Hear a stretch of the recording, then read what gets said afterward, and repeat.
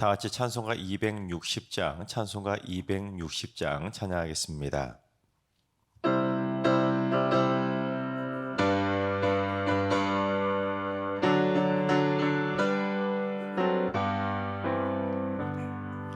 우리를 죄에서 구하시려 주 예수 십자가 지셨으니 기쁘게 부르세 할렐루야. 나 구원 얻었네.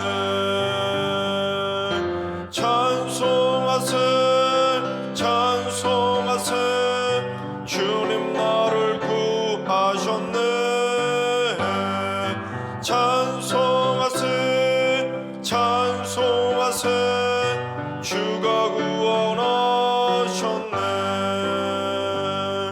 우리를 주께서 구했으니 이전에 행하던 악한 일과 주하고 더러운 모든 죄를 온전히 버렸네. 찬송하세 찬송하세 주님 나를 구하셨네. 찬송하세 찬송하세 주가 구원하셨네.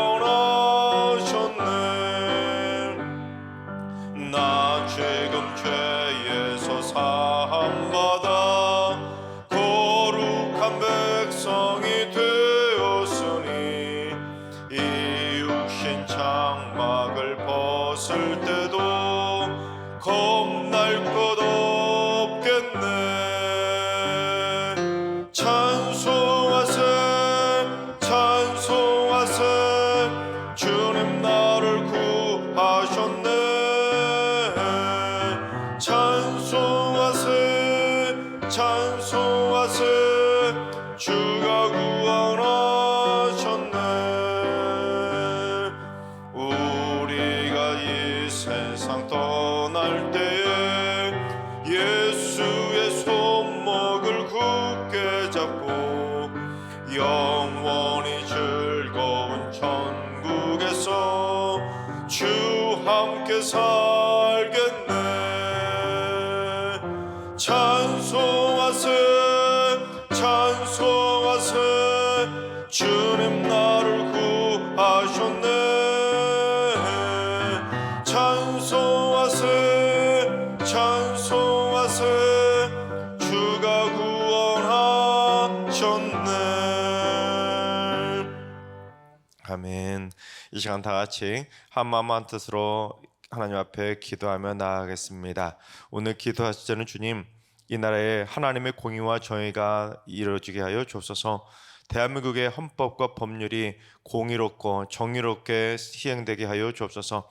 입법부와 사법부의 공정성이 훼손되지 않게 하시고 이 땅의 모든 불의와 불법들도 다 사라지게 하시고 이 땅에 진정 하나님의 정의와 공의가 강물처럼 흐르는 공정한 나라로 든든히 세워지게 하여 주옵소서. 두 번째로 주님, 우리 승리교회 하나님 사랑과 이웃 사랑의 세 계명이 가장 핵심 가치가 되는 사랑이 흘러넘치는 교회로 세워져 가게 하여 주옵소서. 모든 교육자와 온 성도들이 힘을 다해 서로를 사랑하게 해주시고 믿음의 사랑에 더욱더 충만해지게 해주셔서 품격 있는 사랑의 교회로 세워져 가게 하여 주옵소서. 우리 교회 안에 사랑의 생명수가 샘솟듯 터지게 해주시고 이웃들에게도 사랑을 통한 시원한 생수가 흘러넘치는 사랑 넘치는 교회로 칭찬받게 하여 주옵소서. 세 번째는 주님, 우리 승리교회 여러 가지 장애로 고통받고 있는 연약한 성도들을 붙들어 주시옵소서. 사회나 가정으로부터 소외당하지 않게 하시고 장애인들이 겪는 육신의 고통과 불편을 긍휼히 여겨주시고 우리 승리교회 장애인 성도들이 주님의 은혜와 사랑을 누리게 하여 주옵소서. 무엇보다 장애로 인해서 물질의 궁핍함이 없게 하시고 마음을 강하고 담대히 할 수 있도록 주님 붙들어 주시옵소서.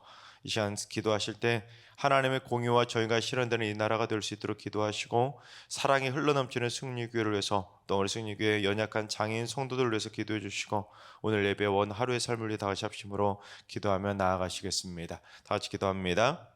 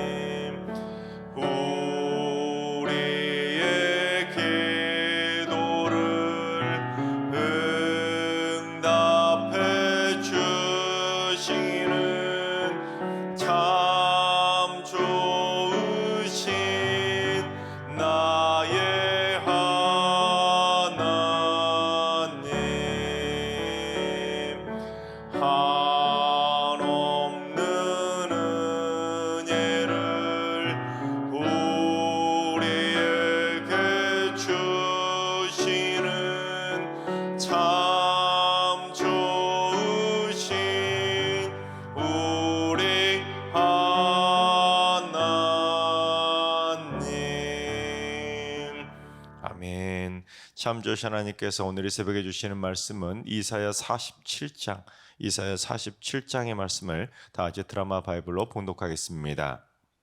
제 47장.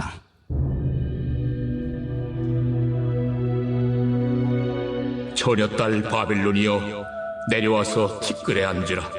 딸 갈대하여 보좌가 없어졌으니 땅에 앉으라. 네가 다시는 곱고 아리답다 일컬음을 받지 못할 것임이라. 맷돌을 가지고 가루를 갈고 노울을 벗으며 치마를 걷어 다리를 드러내고 강을 건너라. 내 속살이 드러나고 내 부끄러운 것이 보일 것이라. 내가 보복하되 사람을 아끼지 아니하리라. 우리의 구원자는 그의 이름이 만군의 여호와 이스라엘의 거룩한 이시니라. 딸 갈대하여 잠잠히 앉으라. 흑암으로 들어가라. 내가 다시는 여러 왕국의 여주인이라 일컬음을 받지 못하리라. 전에 내가 내 백성에게 놓아여 내 기업을 욕되게 하여 그들을 네 손에 넘겨주었거늘 네가 그들을 궁일이 여기지 아니하고 늙은이에게 내 멍에를 심히 무겁게 메우며 말하기를 내가 영영이 여주인이 되리라 하고 이 일을 내 마음에 두지도 아니하며 그들의 종말도 생각하지 아니하였도다. 그러므로 사치하고 평안히 지내며 마음에 이르기를 나뿐이라 나 외에 다른 이가 없도다. 나는 과부로 지내지도 아니하며 자녀를 잃어버리는 일도 모르리라 하는 자여 너는 이제 들을지어다. 한날에 갑자기 자녀를 잃으며 과부가 되는 이 두 가지 일이 내게 임할 것이라. 내가 무수한 주실과 많은 주문을 빌릴지라도 이 일이 온전히 내게 임하리라. 내가 내 악을 의지하고 스스로 이르기를 나를 보는 자가 없다 하나니 내 지혜와 내 지식이 너를 유혹하였음이라. 내 마음에 이르기를 나뿐이라 나 외에 다른 이가 없다 하였으므로 재앙이 내게 임하리라. 그러나 내가 그 근원을 알지 못할 것이며 손해가 내게 이르리라. 그러나 이를 물리칠 능력이 없을 것이며 파멸이 호련히 내게 임하리라. 그러나 내가 알지 못할 것이니라. 이제 너는 젊어서부터 힘쓰던 주문과 많은 주술을 가지고 맞서보라. 혹시 유익을 얻을 수 있을는지, 혹시 놀라게 할 수 있을는지. 내가 많은 계략으로 말미암아 피곤하게 되었도다. 하늘을 살피는 자와 별을 보는 자와 초하룻날에 예고하는 자들에게 일어나 내게 임할 그 일에서 너를 구원하게 하여 보라. 보라, 그들은 초계 같아서 불에 타리니 그 불꽃의 세력에서 스스로 구원하지 못할 것이라. 이 불은 덮게 할 숯불이 아니요 그 앞에 앉을 만한 불도 아니니라. 내가 같이 힘쓰던 자들이 내게 이같이 되리니 어려서부터 너와 함께 장사하던 자들이 각기 제 길로 흩어지고 너를 구원할 자가 없으리라. 아멘. 할렐루야. 하나님께서 오늘도 새날을 선물로 주셨습니다. 오늘 하루도 주님과 동행하면서 믿음으로 담대하게 승리하는 행복한 하루가 되시기를 주님의 이름으로 축원합니다. 오늘 말씀 이사야 47장도 46장에서 이어지며 바벨론에 대해서 심판을 선포하고 있는 바벨론 심판 경고의 말씀입니다. 인류 역사상 이 바벨론이라고 하는 나라는 두 번이 있었습니다. 신바벨론이 고대 바벨론과 마찬가지로 바벨론이라고 하는 국호를 동일하게 사용하다 보니까 동일한 나라로 착각도 하지만 엄연히 둘은 서로 완전히 다른 나라입니다. 그래서 일반 세계사에서는 이 두 나라를 엄격히 구분하기 위해서 신바벨론 제국을 칼데아 제국이라고 그렇게 따로 부르기도 합니다. 그리고 우리가 성경에서 흔히 지금 이렇게 바벨론 제국에 대한 심판, 즉 갈대인들에 대한 심판을 경고하고 있는데 흔히 이 남유다를 침공해서 멸망시켰던 느부갓네살 왕의 바벨론은 신바벨론 제국이고 성경에서 자꾸 등장하는 제국도 바로 신바벨론 제국입니다. 그런데 세상에서 더 많이 알려진 바벨론 제국은 고대 바벨론입니다. 함무라비 법전이라고 들어보셨죠? 이 함무라비 왕이 다스리던 나라는 바로 고대 바벨론입니다. 이 고대 바벨론은 이 함무라비 왕 때 최전성기를 이루다가 함무라비 왕이 죽고 나자 약 150년 정도 지속이 되지만 급격하게 세력이 줄어들다가 기원전 1595년에 히타이트의 침략을 받아 수도가 함락되면서 멸망하게 됩니다. 그러다가 이때 고대 근동의 패권을 차지했던 아수르 제국이 점점 힘을 잃어가고 내전을 겪게 되자 그 틈을 타서 나보폴라사르가 기원전 626년에 아수르의 수도인 니느웨를 점령하면서 이 바벨론의 영광을 재현하겠다고 고대 바벨론이라고 하는 이 바벨론 제국의 국호를 그대로 사용하면서 바벨론 제국을 재건하는 데 성공하게 됩니다. 하지만 고대 바벨론과 신바벨론 제국 그 두 나라 사이에는 약 1000년의 공백이 있다 보니까 이름만 같이 전혀 다른 나라라고 해도 무방할 정도로 완전히 둘은 다른 나라입니다. 그리고 이 신바벨론을 세운 나보폴라사르의 아들이었던 느부갓네살이 바로 가장 강력한 시기를 발휘하게 되는데, 남유다를 멸망시켰던 왕도 바로 느부갓네살이죠. 그래서 신바벨론 제국은 고대 근동 지방의 맹주였던 아수르를 무너뜨리고 새로운 절대 강자로 등극하게 된 것입니다. 심지어 이 바벨론은 하나님의 도성인 예루살렘도 불태워서 무너뜨렸고, 하나님을 예배하던 장소인 하나님의 예배하는 그 성전마저도 불태워서 무너뜨렸을 정도로 이스라엘 백성들에게 있어서 바벨론이라고 하는 나라는 가장 치욕적인 굴욕을 가져다 준 가장 강력한 대적이었던 것입니다. 그래서 바벨론은 성경에서 주로 하나님의 나라를 대적하는 가장 강력한 세력들을 나타낼 때 주로 바벨론이라는 이름을 붙여서 표현하기도 하고, 요한계시록에도 말세에 하나님을 대적하는 최후의 발악을 하는 세력도 이 바벨론으로 묘사할 정도로 바벨론이라는 이름이 가져다주는 상징적인 힘이 매우 강력했던 겁니다. 지금 당시 바벨론에서 포로 생활하던 이스라엘 백성들에게도 바벨론이라는 이름만 들어도 오금이 저릴 정도로 두려움의 대상이 바로 바벨론이었던 겁니다. 자, 그렇다면 이 바벨론이라는 이름의 뜻이 여러분 혹시 무슨 뜻인지 아시겠습니까? 이 바벨론은 고대 수메르어인 카딘길라에서 온 단어인데, 바벨론이라는 이름의 뜻이 무엇이냐면 신의 문이라는 뜻을 가지고 있습니다. 즉 우리나라는 인간이 다스리는 나라가 아니다, 신이 다니는 문일 정도로 있을 정도로 우리나라는 신의 도움을 받는 신정국가, 즉 신의 나라라는 것을 강조하는 겁니다. 즉 신이 우리나라를 굳건하게 지켜주니까 우리는 망하지 않는다는 겁니다. 하지만 오늘 본문에서는 바로 그처럼 신의 문이라고 자부하던 바벨론이 무너질 것을 예언하고 있는 겁니다. 특히 오늘 말씀 자세히 보시면 하나님께서 바벨론 제국에 대해서 심판을 경고하시면서 너희들이 예루살렘을 무너뜨리고 성전마저 무너뜨렸기 때문에 너희들은 심판받아 마땅해, 그 정도로 끝내신 것이 아니라 바벨론이 멸망당하게 된 구체적인 이유들을 하나하나 자세하게 가르쳐 주신 겁니다. 왜 그럴까요? 바벨론이 망한 이유를 왜 그렇게 하나님은 굳이 자세하게 성경에 기록해 놓으셨을 것 같습니까? 그건 바로 너희들도 조심하라는 겁니다. 하나님을 모르는 백성들만 이런 것 때문에 하나님의 심판을 받는 것이 아니라 하나님을 믿는 백성들도 그들하고 똑같이 하면 하나님의 심판을 받고 망하게 될 거라는 것을 분명히 가르쳐 주신 것입니다. 자, 그렇다면 우리가 바벨론처럼 하나님의 심판을 받지 않으려면 우리가 오늘날 살아가면서 무엇을 조심해야 될지 한번 살펴보도록 하겠습니다. 첫째, 음란과 사치에 빠지지 말아야 하는 것입니다. 우리 8절을 봉독합니다.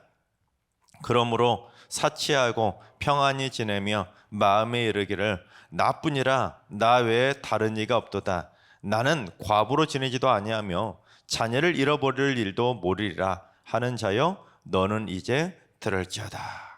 온갖 사치를 하면서도 평안히 지내던 바벨론 여자들에게 소위 직격탄을 날리신 겁니다. 너희들의 그 평안이 사라져서 다시는 곱고 아리따다고 일컬음을 받지 못할 거라고 경고하신 겁니다. 그런데 우리 한글 성경으로는 약간 그 느낌이 잘 와닿지 않은데, 사치라고 번역이 된 히브리어가 아딘이라는 단어인데요, 꾸미다, 장식하다는 뜻입니다. 그런데 이게 동사 아다라는 단어에서 파생된 말로 이 사치를 뜻하는 아딘이 본격적으로 구체적으로 어떤 뜻을 가지고 있냐면 주색에 빠지다, 유욕에 빠지다, 음행하다, 사치하다는 뜻으로도 많이 사용되는 단어입니다. 그러니까 바벨론 여자들이 단순히 여자로서 단순히 몸을 꾸민 정도가 아니라, 화장한 정도가 아니라 온갖 음란과 사치를 범하면서 과도한 주색 찾기에 빠졌다는 겁니다. 사실 예로부터 이러한 주색 잡기에 빠지는 음란과 사치는 한 국가의 윤리와 도덕심까지 무너뜨리고 국가의 힘을 무기력하게 만들던 지름길 중에 지름길이 바로 사치와 음란입니다. 마치 전염병처럼 급속히 확산하면서 결국 음란과 사치가 방종으로 이어져서 나라가 부패해지고 결국 몰락하는 나라들이 얼마나 많았습니까? 천년을 이어가던 로마도 그렇게 망하지 않았습니까? 근데 그게 어디 나라뿐이겠습니까? 개인적으로도 음란과 사치에 빠져서 주색잡기에 빠지고 유혹에 빠져 살게 되면 결국 사치스러운 방탕한 삶을 살다가 무너지게 되는 것입니다. 두 번째는 교만해서는 안 되는 것입니다. 그처럼 음란과 사치에 빠져 살던 바벨론의 여자들이 무슨 생각을 하면서 평안히 지냈냐면 나는 과부가 될 염려도 없고 자녀를 잃어버릴 일도 모를 거라는 겁니다. 여러분 왜 이런 말을 했을까요? 자기들 나라가 너무 강력해서 감히 우리나라에 쳐들어올 나라가 누가 있겠냐는 겁니다. 내 남편이 전쟁터에 나가서 죽어서 과부가 될 염려도 없고 적군이 쳐들어와서 군대에 간 내 자녀를 잃을 일도 없다고 자만한 겁니다. 우리나라가 이렇게 강한데 우리나라가 망할 일이 왜 있겠냐는 겁니다. 심지어 무슨 생각까지 했는지 7절을 봉독합니다. 말하기를 내가 영영히 여주인이 되리라 하고 이 일을 내 마음에 두지도 아니하며 그들의 종말도 생각하지 아니하였도다. 우리나라가 망할 일은 절대로 없으니까 내가 영영히 여주인이 될 거라는 겁니다. 그래서 그들은 마음에 종말도 생각하지 않고 떵떵거리며 교만하게 목에 힘을 주고 살았던 것입니다. 특히 여주인이라고 번역한 히브리어가 게베레트라는 단어인데 강력하다, 위대하다는 뜻의 동사인 가바르에서 유래한 단어인데 이 단어에 무슨 뜻이 담겨 있냐면 영광이라는 뜻이 담겨 있습니다. 영광. 즉 내가 영영이 여주인이 되리라 이 말은 내가 영영이 영광을 누리며 살겠다는 겁니다. 즉 당시 고대 근동 지방의 최강대국이었던 바벨론 사람들은 자신들의 영광이 영영이 이어질 거라고 착각했던 겁니다. 자기들이 영영이 고대 근동 지방의 주인 자리를 꿰차게 될 거라고 착각한 것이죠. 절대로 우리는 안 망해라고 생각하며 살았던 것입니다. 아수르도 한때는 그들하고 똑같은 생각을 품었지만 결국 무너졌던 것처럼 바벨론도 자기들이 잘못하면 아수르하고 똑같이 무너질 거라고 생각하며 겸손했어야 되는데 자기들의 영광만 영영이 이어질 거라고 교만하게 착각했던 겁니다. 그러나 교만은 패망의 선봉이라는 것이죠. 그래서 그들이 아무리 자만하며 교만한 생각을 하고 영영이 우리는 주인 놀이를 할 것이라고 그렇게 착각했지만 9절에서 언급한 것처럼 그들은 한날에 갑자기 자녀를 잃게 되고 남편을 잃어서 과부가 되는 두 가지를 동시에 겪을 정도로 무서운 심판을 받게 될 거라고 경고하신 겁니다. 여러분 그렇습니다. 하나님은 교만한 자를 가장 싫어하시기 때문에 하늘 높은 줄 모르고 교만하다가 결국에는 땅이 깊은 줄 모를 정도로 추락할 수밖에 없는 겁니다. 그래서 하나님의 백성들이 조심해야 될 것은 첫째도 교만, 둘째도 교만일 정도로 교만을 가장 조심해야 하는 것입니다. 세 번째는 긍휼의 마음을 잃어버리면 안 되는 것입니다. 6절을 봉독합니다. 전에 내가 내 백성에게 노하여 내 기업을 욕되게 하여 그들을 내 손에 넘겨주었거늘 내가 그들을 긍휼히 여기지 아니하고 늙은이에게 내 멍에를 심히 무겁게 메우며. 전에 하나님께서 내 백성 이스라엘에게 노하셔서 내 기업 이스라엘을 욕되게 하도록 그들을 바벨론에게 넘겨주셨는데 바벨론이 이스라엘 백성들을 긍휼히 여기지 않고 무자비하게 공격해버린 겁니다. 심지어 늙은 어르신들에게까지도 멍에를 심히 무겁게 메울 정도로 자비라고는 사랑이라고는 눈꼽만큼도 없을 만큼 잔인하게 막대했던 겁니다. 하나님은 분명히 자비와 긍휼이 하나님이신데 우리가 그처럼 자비와 긍휼을 잃어버리고 이기적이고 인색하고 잔인하게 살아간다면 우리도 하나님의 심판에서 자유로울 수가 없는 겁니다. 웬만하면 넘길 일도 넘기지 못하고 화내고 분노하면서 잔인하게 안갚음을 하며 복수해 버린다면 결국 그 안갚음은 자신에게 되돌아올 수밖에 없는 것입니다. 제가 새벽마다 앞부분에 기도할 때 시작할 때 세 가지 기도 제목을 나누지 않습니까? 그 중에 다양한 사람들, 다양한 직종의 사람들 또한 다양한 연약한 사람들에 대해서 기도 제목을 제가 나누지 않습니까? 근데 어느 날 한 권사님이 그러시더라고요. 새벽마다 이렇게 목사님이 자기하고는 아무 상관없는 기도 제목을 내놓아서 처음에는 너무너무 싫었다는 거예요. 그런데 자기가 교통사고를 당해서 한 몇 주 정도 휠체어를 타고 다닌 적이 있었다고 해요. 그러면서 오늘 새벽에도 제가 장애인 성도들에 대한 기도 제목을 나누지 않았습니까? 자기가 막상 장애인처럼 휠체어를 타고 다니다 보니까 왜 그렇게 목사님이 시작할 때 그런 연약한 이들을 위해서 다양한 기도 제목을 해주셨는지 그 마음이 느끼셨다는 겁니다. 그래서 지금부터는 제가 앞으로는 계속해서 목사님이 그렇게 기도해 주는 내용들을 기도하겠다고 말씀하시는 겁니다. 또 어떤 성도님은 어떤 말도 하셨냐면 자기는 제가 기도 제목 나누는 것 중에 이런 내용도 가끔 하는데 여러분 기억나십니까? 대형 차량을 운전하시는 분들에 대해 기도한 제목도 있잖아요. 그런데 자기 남편은 한 번도 그런 걸 할 생각을 할 줄 몰랐다는 거예요. 그런데 어느 날 자기 남편이 퇴사를 하고 대형 운전학원을 다니더니 일종 대형 면허를 따고는 시내버스 운전을 하게 되었다는 거예요. 그러면서 내 남편이 대형 차량을 운전할 일은 생각도 못했는데 내 남편이 그걸 운전하는 걸 보고는 목사님이 이런 내용을 왜 하는지 이제서야 알았다고 하면서 그렇게 자기의 마음에도 그 자비의 마음, 긍휼의 마음, 연약한 이들을 향한 사랑의 마음이 생겨났다고 하면서 그 기도 제목을 넣고 기도를 하기 시작하셨다는 겁니다.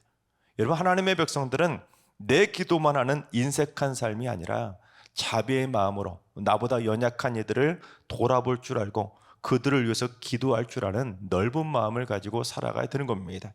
내 문제만 붙들고 살아가는 것이 아니라 많은 이들을 하나님 사랑과 이웃 사랑의 계명을 실천하기 위해서라도 이웃을 향한 다양한 기도의 제목을 나눌 수 있어야 되는 것입니다. 네 번째는 미신과 주술을 믿지 말아야 하는 것입니다. 이 9절 하반절을 봉독합니다. 내가 무수한 주술과 많은 주문을 빌릴지라도 이 일이 온전히 내게 임하리라. 이 바벨론 사람들이 무수한 주술과 많은 주문을 외우면서 온갖 미신과 그런 주색잡기에 뭔가 타락한 일들에 푹 빠져 살았는데 바벨론이 무너질 때 너희들 한번 온갖 주술과 주문 외우면서 너희들 한번 살아보려고 발악 한번 해보라는 겁니다.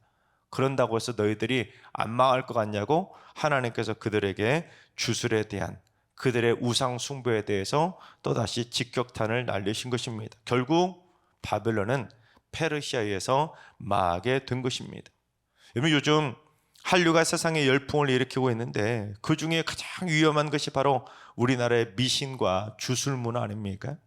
한국의 무당이나 점괘, 귀신, 주술 등이 인기를 끌면서 그걸 지금 상품으로까지 만들어서 엄청나게 팔리고 있다고 하지 않습니까? 심지어 한 통계 자료에 의하면 한국의 기독교인들 30%가 점을 본 경험이 있다고 하는 참으로 기가 막힌 통계가 있지 않습니까?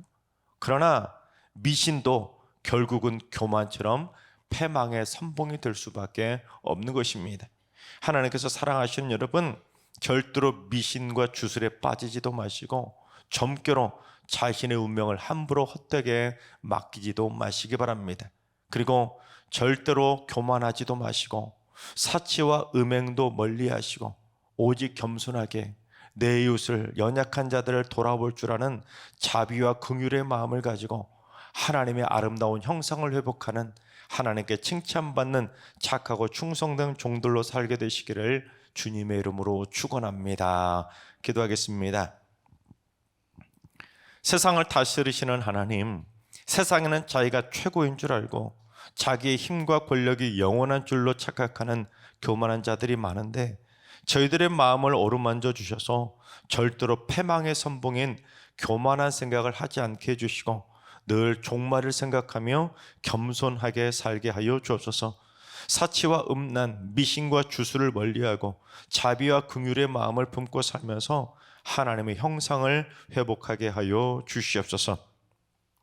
이제는 우리 예수 그리스도의 은혜와 하나님 아버지의 만극하신 사랑하심과 성령님의 충만하신 역사하심과 교통하심이 교만과 사치와 음란과 미신과 주술을 멀리하며 늘 언제나 겸손한 마음을 가지고 자비의 마음을 가지고 사랑하고 섬기며 살기로 다짐하는 머릿속에 모든 성도들과 가정과 일터와 승리교회와 이 나라와 이 민족 위에 이제로부터 영원까지 항상 함께 하시기를 간절히 축원하옵나이다. 아멘. 이제 주신 말씀 붙들고 다 같이 기도하실 때 오늘 주님은 오늘 우리 승리교회 성도들이 일평생 사치와 음란, 미신과 주술을 기웃거리지 않게 하시고 오직 만군의 여호와 하나님을 의지하면서 날마다 겸손하게 자비를 베풀며 살게 하여 주옵소서. 하늘과 일루하신 어르신들과 사랑하는 자손들 모두 그 자비의 마음을 가지고 사랑의 마음을 가지고 잔인한 마음을 절대로 품지 않도록 오직 겸손하게 하나님의 형상을 품는 그리스도의 심장을 가진 하나님의 백성으로 살게 하여 주옵소서. 새벽자나 쌓는 분들이 새벽마다 종말을 기억하면서 마지막 날을 겸손하게 준비할 줄 아는 겸비한 심령을 갖게 하여 주시옵소서. 오도 모든 성도들이 잠잠히 주님 오실 날을 준비하는 마라나타의 하루를 살게 하여 주옵소서. 다 같이 이런 기도 제목과 여러분이 가지고 나온 기도 제목을 가지고 기도하며 나아가겠습니다. 다 같이 기도합니다.